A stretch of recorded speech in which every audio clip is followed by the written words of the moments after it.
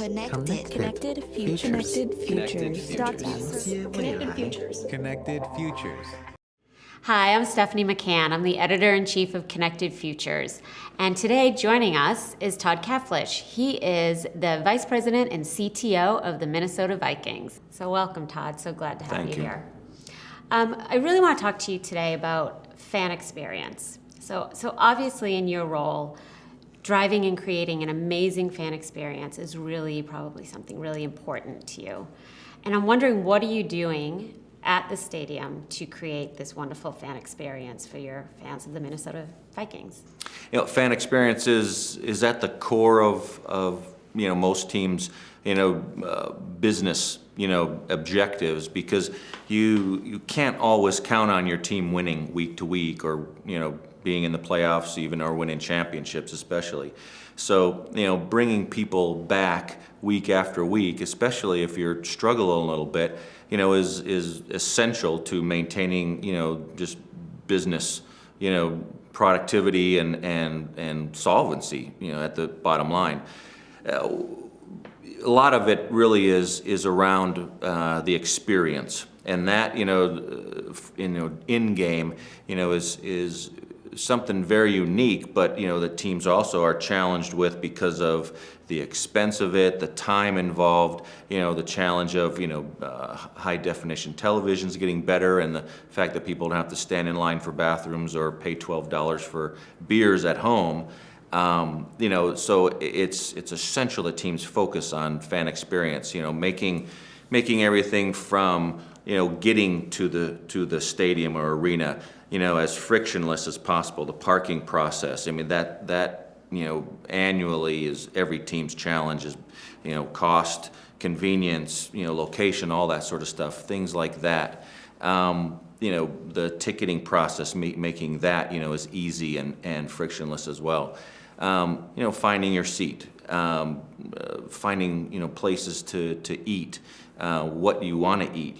Being able to even use your mobile device, for things like ticketing and ordering food and other services. The experiential type of things like pre-game chalk talks with coaches or players, or taking advantage of opportunities like being able to sit in the penalty box before a hockey game to watch warm-ups, or being down on the field while the teams warm up for an NFL game.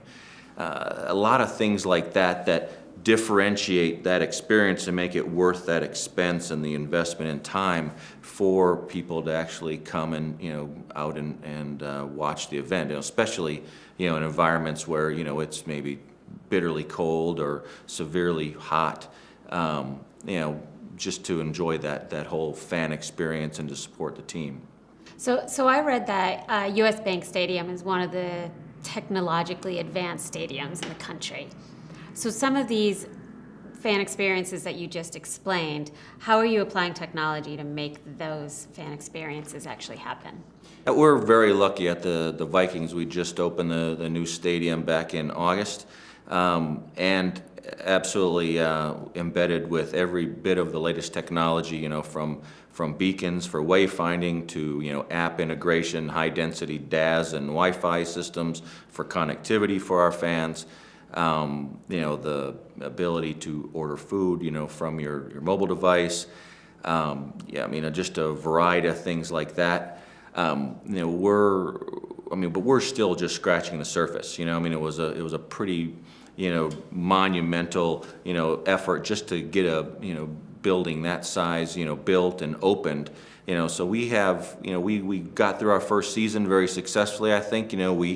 We obviously figured out some things that we're doing well, some things that we need to do better on. So we're already in the planning process for, upcoming seasons and for other events and things that we have on the books. Can you give me kind of an example of, I'm a fan, I'm coming to watch a game. Walk me through something I get to the stadium and I park my car and we're going to use technology, and kind of walk me through an example or an experience that I would have. Well, you want to start from your driveway. Obviously, through the platform that we use for Venue Next for our app is embedding all these different elements from GPS, that actually will most efficiently get you from your driveway to your parking space. Actually, integrating parking within that digital experience. And then also, then leading you from that parking space, on foot, to where you need to enter the stadium, which is most efficient. So you're not having to walk all the way around, that kind of thing. Having digital ticketing on your phone as well. Getting in the doors, through the security and also through the ticketing process with that digital device. And then actually inside the stadium, being directed to where your seat is in the most efficient manner, being able to tell, where the nearest bathrooms are, where, the nearest concession stands or merchandise stands are for the stuff that are I guess your favorite items to eat, or you want to buy a jersey or something. Even to the point where we'd be able to tell you, lines are shorter at other stands and be able to reroute you, so that way the wait time is shorter. Can I order food from my seat? And you can order food from your seat if that's what you want. I mean, we had actually pickup locations this past season in testing that out, but we're looking at, even next season doing in-seat deliveries, potentially, because that's become more popular in stadium or in arena. So where are you, would you say, in this journey so far? How far advanced are you? We're, like I said before, we've kind of scratched the surface on all of those things. We're looking to expand the food service elements within our app, for our fans. We're looking to implement the, wait time notification systems, within the app. Certainly, food delivery, merchandise delivery as well. Other elements of gamification, even in-game types of like fantasy sports type of things, where you can become part of tournaments within the games, compete against your friends or just anonymously with people in the stadium for prizes and things. Experiential type of opportunities, like I said before, the chalk talks or the meeting players and down on the field, that type of stuff. But that's, the digital part of it is where we're doing a lot of work. But there's a lot of undigital, aspects of it too that we also try and blend in, whether it's just the presentation on the boards and the type of music that they pick at the right times for the game. There's a lot of different elements that really kind of blend for that entire fan experience that really make it something that people enjoy and want to come back and enjoy again. That's our goal. So are you having any adoption issues in terms of people actually using the technology and encouraging them to pick up the app and go through this wonderful fan experience online while they're at the stadium? Yeah, I would say that for the millennial generation, it's a natural. That one's kind of locked in. It's the older folks, I suppose. I hate to say that word because I am one of them, but that may not understand or trust the technology yet, and that is certainly kind of on our radar as far as an educational process and trying to build a higher comfort level. So we're working diligently on trying to optimize those opportunities. For the simple fact that there are some cost reduction opportunities there for us, but also as well data collection, which is available throughout the whole digital sort of menu of things that we offer. But the data collection is one of the key factors in being able to drive all the kind of metrics and analytics that help us be more efficient and more profitable. So talk to me about the experience. We had talked earlier about those who kind of still want that paper ticket. Is there something you can do to allow for that but still get some of that wonderful data? I think there are options. I think, at least in the foreseeable future, there'll always be people that actually want that hard ticket, because a lot of them think, you never know when you're going to meet, Adrian Peterson or Sam Bradford, somebody that, you can get that autograph that, you'll keep that ticket, take it to the grave with you in some cases.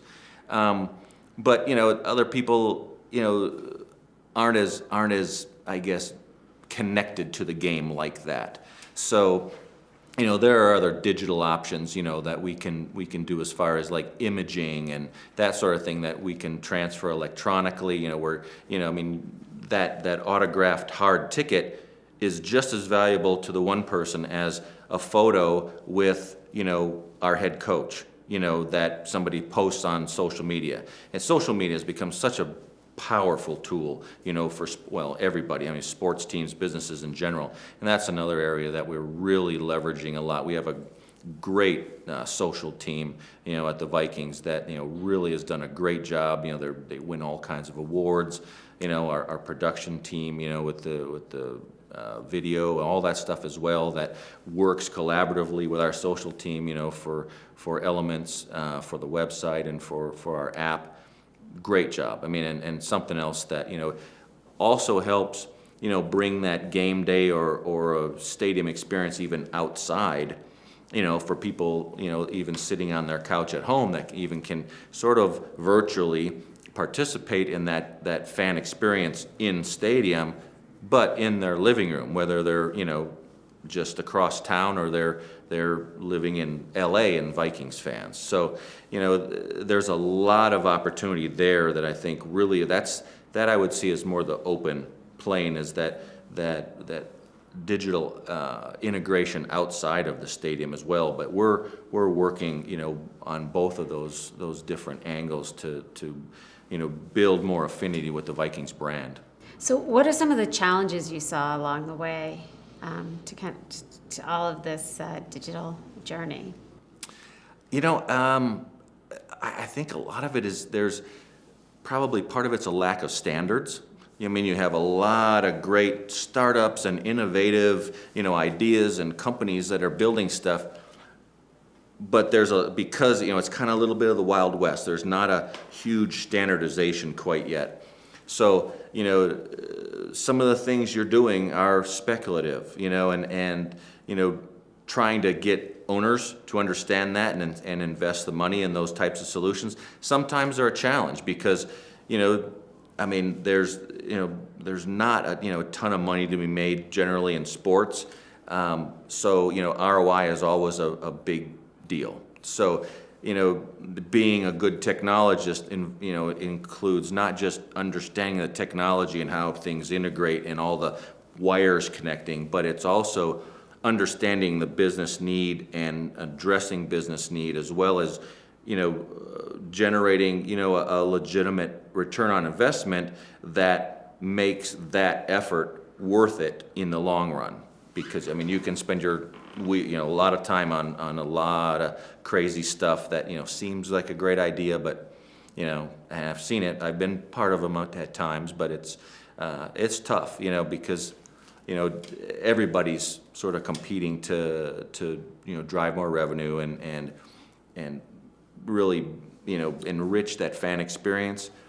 But, again, there's, some of it's not as foundationally secure as others. Yeah, so you have to pick what you're going to integrate into. Yeah, and sometimes, it's tough, because you don't necessarily want to run down a, single path at times because, it may end, and then you have to kind of restart. So we've talked about the challenges. What about some of the benefits that you've seen? Yeah, benefits is, it's opened up a lot of doors for us as far as partnership opportunities with new companies that, startups specifically that, are looking to, co-brand, with a strong brand like the Vikings, to help, build their businesses as well as, really to, for us to enrich that fan experience. We're 1 season into the new stadium now, so we're already looking at new opportunities to even improve for this next season. So, we're looking at partnerships right now that where we're looking to bring in more voice and gesture technology, like especially in our premium areas and that kind of thing, to just let people know that, hey, we are still thinking about you, you're important, and we want to make this a great experience for you, whether we win or lose. Everybody's going to have a good time. That's the goal, but the partnerships is part of it, and then, also, working with, startups, I think I find that a lot of fun. There's a lot of challenge there, sort of, figuring out where the pieces fit and where there's value. So is there something you would have done differently? Are you on a journey that you really want to take, or is it something like, oh, maybe I shouldn't have done that, but we, course corrected? I think the food service part of it, I think is really one of our biggest challenges, because, it seems like a great idea, but, even past Super Bowls, have shown, or Super Bowl has shown that, it maybe not as popular as you might think. So, I think that the jury's still out on that, so, that's a matter of looking at more of the analytics and really balance, rather than just go all in, which we didn't do because we weren't sure about it. I think it's going to be more of a, kind of a ramping. And when you say food service, it's the order. Yeah, in seat. Could it just be back to that adoption issue? People just aren't used to it. It's like, oh, right, I could have just done this from my seat. Yeah, that's part of it. I think, I think another part of it is the social aspect, where, people got to get up and go to the bathroom anyway. They may not mind standing in line for a few minutes, and then socializing, with the people around them and talking about what's going on in the game, or just meeting new people, being in that environment. And that's something that, certainly we don't want to change, if that's something that is important to the fans. So, like I said, there's a balance. There really is a balance. So moving forward, next year you're hosting the Super Bowl. So a lot of people will be able to bring on this fan experience and experience it for themselves. Anything you think is going to be new come that hosting of the Super Bowl? Well, we're already looking at certain upgrades, with the DAS and Wi-Fi systems in the building to accommodate the capacity that we're expecting there. Certainly, I'm sure that, the way the trends have been, it'll be another record as far as data usage. So we got to be prepared for that. Outside of that, we've got this next season to sort of test some things. Like I said, we're looking at partnerships with with some companies that deal with gesture and voice command type of systems. That upgrade, really outside of that, operationally, just sort of improving, how we're pulling off events, and then extending, kind of that experience, out, even, into the living rooms and that sort of thing, but even locally outside the stadium into our tailgating areas and that sort of stuff. Looking at even potentially opportunities for partnership that could include delivery of food and beverages to the tailgating areas, like within an hour kind of thing. So there are some kind of unique opportunities that we're looking at, for this next year. That sounds amazing, and I wish you luck next season. Thank you. And I hope not only are you the host, but I hope you guys are actually playing in the Super Bowl So do next we. year. And again, thank you for your time, and thanks for joining us here in Chicago. Thank you. For more insights, analysis, and the voice of thought leaders, go to connectedfuturesmag.com.